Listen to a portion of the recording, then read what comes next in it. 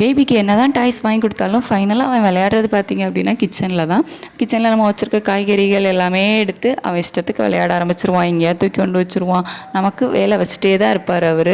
அது மட்டும்தான் சரி, ஓகே, அதாவது விளையாடிட்டு போட்டோம் அப்படின்னு நான் விட்டால் அது கொஞ்சம் நேரம் தான். அதுக்கப்புறம் மறுபடியும் என்கிட்ட வந்துடுவார். என்னை தூக்கு அப்படின்னு சொல்லிட்டு என்கிட்ட வந்துடுவார். சரி, இப்படியே போனால் என்ன பண்ணுறது, நம்ம ஏதாச்சும் அவனுக்கு என்டர்டெயின்மெண்ட் பண்ணணும் அப்படின்னு சொல்லிட்டு நானும் எவ்வளோ திங்ஸ் வாங்கி கொடுத்து பார்த்துட்டு கொஞ்சம் நேரம் தான் அதை வச்சு விளையாடுவார். அவ்வளோதான். அப்புறம் அவருக்கு போர் அடிச்சிடும். சரி, பீச்சுக்கெலாம் போனால் மண்ணில் நல்லா விளையாடுவான், நிறைய நேரம் உட்காந்து விளையாடுவான்.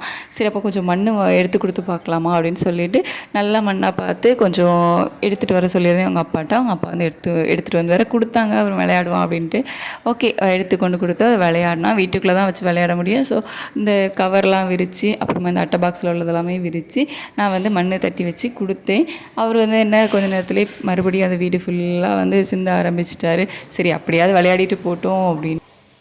இப்படி பண்ணால் எப்படி நான் க்ளீன் பண்ணுறது?